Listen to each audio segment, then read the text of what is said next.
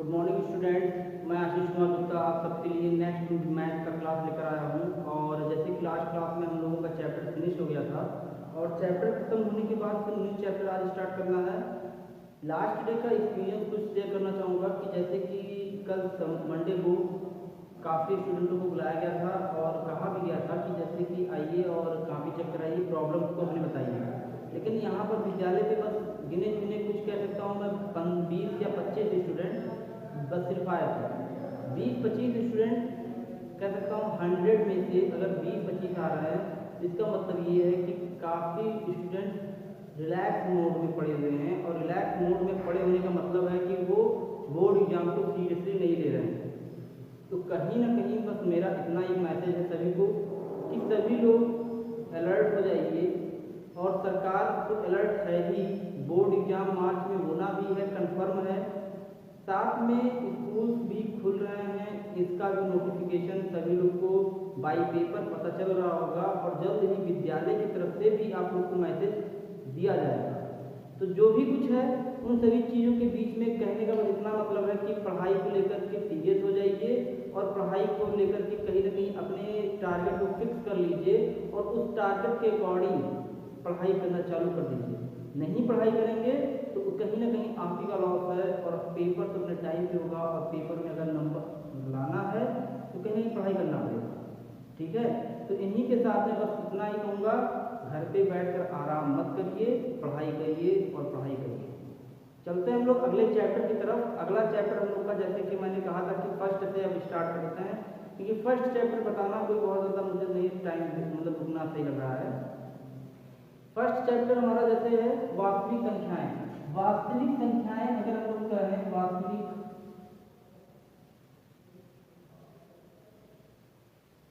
I think वास्तविक मैंने गलत लिखा है, वास्तविक, एक मिनट या राजेश है, वास्तविक लिखने में थोड़ी सी कहीं ना कहीं प्रॉब्लम आ रही है, तो कोई बात नहीं, रियल नंबर। क्योंकि कभी कभी हम लोग हिंदी लिखना भूल जाते हैं इंग्लिश के आगे, तो वही चीज़ मेरे साथ याद लग रहा है कि वास्तविक लिखना मैं भूल रहा हूँ। अदरवाइज कोई बात नहीं, मैटर उसका नहीं है, इशू उसका नहीं है। इशू हमें अपना बनाना है कंसेप्ट को, और रियल नंबर्स का कंसेप्ट क्या है उसको पहले समझते हैं हम लोग। और उस कंसेप्ट को समझने के बाद हम लोग कहीं ना कहीं एक्सरसाइज करेंगे और एक्सरसाइज से होगा। रियल नंबर स्टार्टिंग के पहले मैं बता दूं, लास्ट ईयर मैंने समझाया था कि सारे नंबर सिस्टम के जितने भी डिफिनेशन होते हैं उन सभी को लास्ट ईयर, और इस साल में मैं वही कहूँगा कि सभी लोग जानते हैं कि जितने भी हमारे नंबर सिस्टम है, जैसे कि हमारे natural number, whole number, integer, positive integer, negative integer, rational number, irrational number, इन सभी में कहीं ना कहीं सभी लोगों का कंफ्यूजन नहीं होना चाहिए।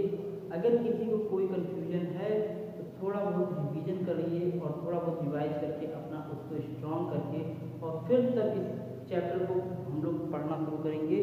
क्योंकि अगर कहीं से किसी को कंफ्यूजन है तो वो उनके लिए प्रॉब्लम क्रिएट कर सकता है और वो जब क्वेश्चन करने जाएंगे तो फिर दिक्कत आएगी। ठीक है, तो यहाँ पर हमारा जो जैसे वास्तविक संख्या हमारा है, रियल नंबर्स है, इस रियल नंबर्स में हम लोग को मेनली करते हैं rational and irrational number, both numbers आप कह सकते हैं कि real numbers. And rational number कीजिए in the form of p by q where q not equal to 0 कीजिए रेशनल नंबर।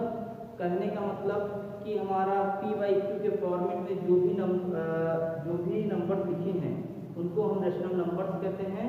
और अगर p by q के फॉर्मेट में है और q does not equal to 0 तभी उसे रेशनल नंबर कहेंगे। अदरवाइज जो हमारे और भी नंबर्स हैं उन्हें हम इरेशनल बोल देंगे। और साथ में इरेशनल की प्रॉपर्टी कुछ और भी है। इरेशनल को जब समझाऊंगा मैं या उस पर बेस्ड एक्सरसाइज कराऊंगा तो उससे पहले मैं उसके डिफिनीशंस को और उसके टर्म्स को अच्छे से डिफाइन करके कराऊंगा। तो अभी हम लोग को पहला एक्सरसाइज भी पढ़ना है यूक्लिड विभाजन प्रमेयिका, या कह सकते हैं यूक्लिड डिवीजन लेमा। अब यूक्लिड डिवीजन लेमा क्या है और यूक्लिड का कहीं जो कंसेप्ट था उसको पहले हम लोग समझते हैं। और वो कंसेप्ट कोई बहुत टफ कंसेप्ट नहीं था। और यूक्लिड डिवीजन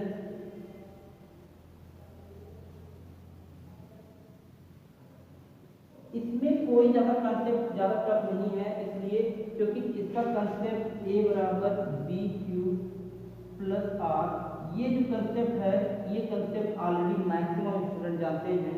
वह जहाँ पर ए हमारा कह सकते हैं कि अगर मैं इसको सिंपली वे में समझाना चाहूँ तो इसको मैं एक डिवीजन के फॉर्मेट में समझाना चाहता हूँ, जहाँ पर ए और नहीं A equal to this and B Q and R. अब इसको इससे समझने में आसानी इसलिए होगी क्योंकि इस फिगर से सभी लोग समझ सकते हैं कि ये हमारा भाजक है, डिवीजर, ये हमारा डिविडेंड है, भाज्य, ये हमारा क्वोटिएंट है, भागफल, ये हमारा रिमाइंडर है, शेषफल। अब इन सारे वेरिएबल्स की मीनिंग मैं यहाँ लिखाऊंगा नहीं, आपको बस इस फिगर को बना के रख लेना है और जैसे ही फिगर को कोई देखेगा तो यहाँ से इसकी मीनिंग पूछना नहीं पड़ेगा और ना ही समझना पड़ेगा कैसे क्या होगा, वो डायरेक्टली अपना बता देगा और डायरेक्टली कर देगा। ठीक है, तो इसको यहाँ से हम लोग बी ए क्यू आर का मीनिंग यहाँ से समझ लेंगे। और यूक्लिड डिवीजन लेमा ने मतलब कहते हैं यूक्लिड साइंटिस्ट जो अर्थमेटिशियन थे उन्होंने यही एक थ्योरम दिया था, मतलब एक कंसेप्ट दिया था। इस कंसेप्ट पे हम लोग क्वेश्चन करेंगे एक्सरसाइज फर्स्ट में, और इस एक्सरसाइज में कहते हैं फर्स्ट का जो जितने भी क्वेश्चन है वो इसी कंसेप्ट पे बेस्ड है। ठीक है, चलते हैं एक्सरसाइज की तरफ हम लोग। और काफ़ी कुछ ज़्यादा इसमें समझाने को नहीं है कि हाँ बहुत ज़्यादा कंसेप्चुअल है और डिफिनीशन दिखाना है, ऐसा कुछ नहीं। क्वेश्चन डायरेक्टली पूछे जाते हैं और उसमें यहाँ पर ये कहा जाता है जैसे एक्सरसाइज 1.1,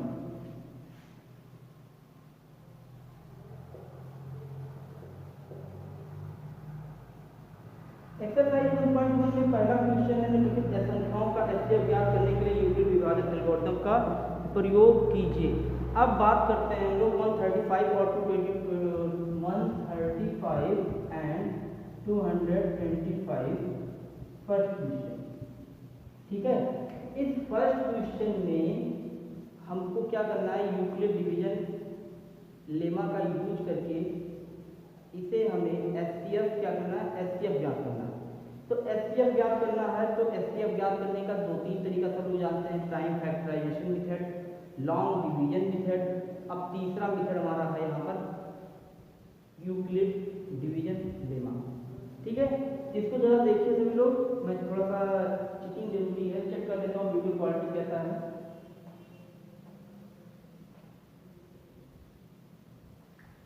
ठीक है, सही है कहीं ना कहीं। और जैसे कि बात करते हैं हम लोग कि यहाँ से 135 एंड 225 का अगर हम लोग यहाँ पर यूक्लिड डिवीजन लेमा से सॉल्व करना है तो कैसे होगा। सबसे पहले इसमें से सबसे ग्रेटर नंबर को लिख लेते हैं, तो ये नंबर ग्रेटर है 135, तो यहाँ पर लिखेंगे ए की जगह पे 225 इक्वल टू इस नंबर को ऐसे नंबर के साथ मल्टीप्लाई करना है कि जो कि 225 से कम ही रिमाइंडर बचे या कम ही नंबर आए या कम ही रहे। तो इसको अगर हम लोग देखें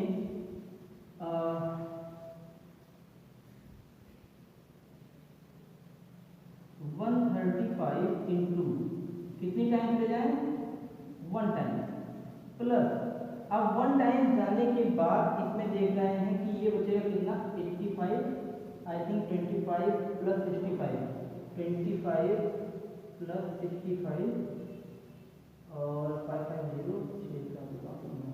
90, यहाँ 90 आ जाएगा। और इस 90 के आने के बाद इस रिमाइंडर को फिर से आपको यहाँ लिख देना है और यहाँ लिखने के बाद 90 आने के बाद क्या करना है आपको कि 90 को फिर से ब्रेक करना है। तो फिर से ब्रेक करने का मतलब यहाँ से एक मिनट जरा मैं इसको एक चीज़ इसमें ये क्लियर कर दूँ, ये जो क्वेश्चन है वो ठीक है। हाँ,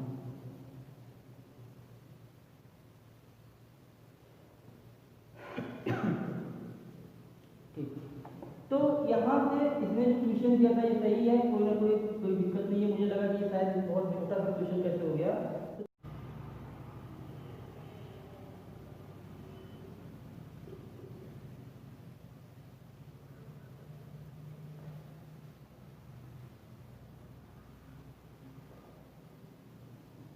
यहाँ से 90 का हो जाएगा 45 में 2 प्लस 0, तो यहाँ से 45 जो निकलेगा वो हमारा HCF कहलाएगा और इस तरीके से हम इसको लिख सकते हैं।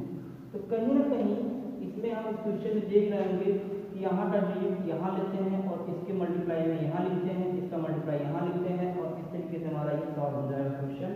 और इसके सोल्यूशन में मुझे नहीं लगता कि बहुत ज़्यादा टफ है या कहीं बहुत से डिफिकल्टी उत्पन्न हो सकते हैं, नहीं लगा मुझे। अगले क्वेश्चन को घर पे सभी लोग ट्राई करेंगे, आएगा तो ठीक है, नहीं आएगा तो वो मैं बताऊंगा ही, अदरवाइज जिनको आएगा समझ में वो लोग करेंगे और जो नहीं आता है तो वो कमेंट सेक्शन में लिखेंगे। अगले क्वेश्चन की तरफ चलते हैं। इसको नोट करना हो नोट कर लीजिए, ठीक है, जल्दी से नोट करिए।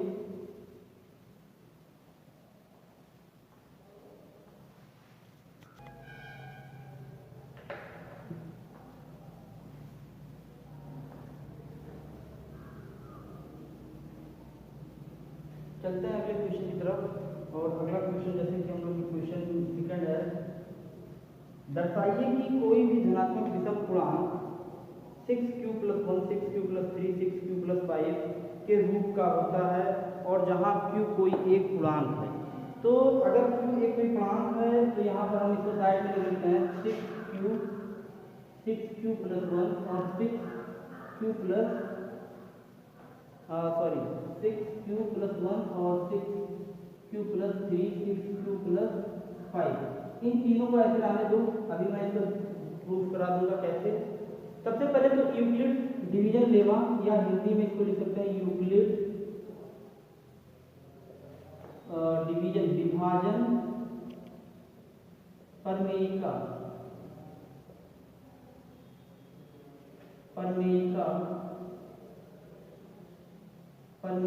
से हम जानते हैं कि a = bq + r, ठीक है। तो यहाँ पर a = bq + r है और जहाँ हमारा ये 6 दे रखा है b का मान, तो यहाँ से हम इसको लिख सकते हैं a = b मतलब 6q + r। अब यहाँ पर b का मान 6 है तो सीधी सी बात है, b का मान अगर 6 है तो r रिमाइंडर जो होगा वो 6 से छोटा होगा और जब 6 से छोटा होगा तो फिर या क्या कहते हैं, जहाँ r = 0 1 2 3 4 5 ये इससे ज़्यादा बड़ा मान नहीं हो सकता, क्योंकि यहाँ 6 है तो 6 अगर आएगा तो सीधी सी बात है 1 डिविजिबल हो जाएगा और 1 हो जाएगा। रिमाइंडर r जो होगा वो इतने ही हो सकते हैं। तो जब इतना हो सकता है तो फिर हम लोग क्या करेंगे कि इस पे आगे करते हैं क्वेश्चन। तो यहाँ से हमारा जो मिलेगा वो हो जाएगा, पहले अगर r का मान 0 लेते हैं तो ये मिल जाएगा 6q और हम जानते हैं कि 6 ये इवन नंबर सम नंबर है, तो ये जब सम नंबर है तो इसे हम छोड़ देंगे, क्योंकि 6 जो 2 से डिविजिबल हो जा रहा है उसे इवन कहेंगे, मतलब एक इवन इंटीजर है। और अगर ये 2 से ना डिविजिबल होता तो यहाँ लिख सकते हैं सब लोग कि 2 से विभाजित है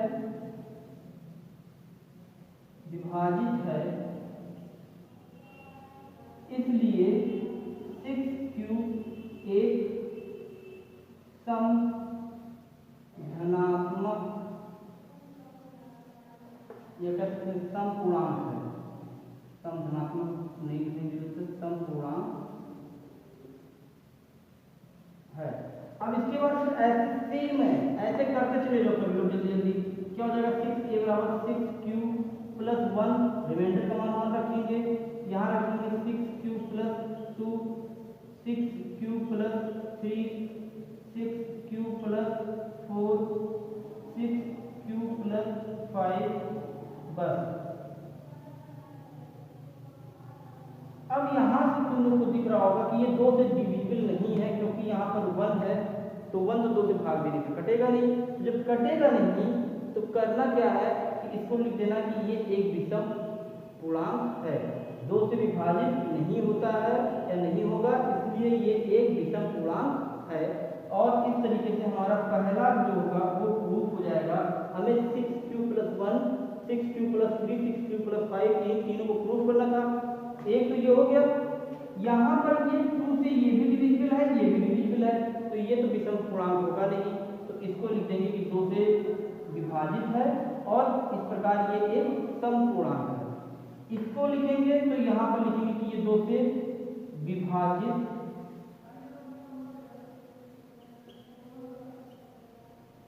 नहीं है, इसलिए ये एक विषम पूर्णांक है। ठीक है, इसको यहाँ पर लिख देंगे एक ये धनात्मक विषम पूर्णांक है, इसलिए ये एक धनात्मक विषम पूर्णांक है। तो इसी तरीके से इसको देखेंगे तो ये डिविजिबल है, इसको देखेंगे तो डिविजिबल नहीं है। तो कहीं ना कहीं इसमें भी हम लोग वही चीज लिखेंगे जो यहाँ लिखा मैंने, और फिर कहीं ना कहीं लास्ट लाइन में लिख देंगे कि 6q + 1, 6q + 3, 6q + 5 ये 3 ऐसे नंबर्स हैं जो कि धनात्मक विषम पूर्णांक हैं। इस तरीके से हमारा कहीं ना कहीं प्रूफ हो जाएगा। कैसे मैंने बताया, जैसे कि 2 से डिविजिबल है, ये मैंने इसी चीज को चेक करके बताया है, और यहाँ से हम लोग कह सकते हैं कि ये एक विषम धनात्मक पूर्णांक है। और फाइनली हमारा जो प्रूफ करना था बस इतना ही कहना बताना था या दिखाना था, और ये हम इस तरीके से शो कर देंगे, कंप्लीट हो जाएगा क्वेश्चन। इसको नोट कर लीजिए। एक्चुअली मुझे लिखने में थोड़ा सा जैसे मतलब इसमें मैंने सबके सामने लिखा नहीं है, लेकिन बाकी लोग क्या करेंगे कि सभी लोग सबके सामने लिखेंगे। जैसे मैंने इसके सामने लिखा ये चीज, वैसे तुम्हें इसके सामने ये लिखना इस तरीके से, फिर इसके सामने इस तरीके से, फिर इसके सामने ये, फिर इसके सामने ये, और फिर इसके सामने ये, और लास्ट लाइन में लिख देना है कि 6q + 1, 6q + 3, 6q + 5 एक विषम धनात्मक पूर्णांक है। बस इतना ही, ठीक है। नोट कर लीजिए इसको जल्दी से।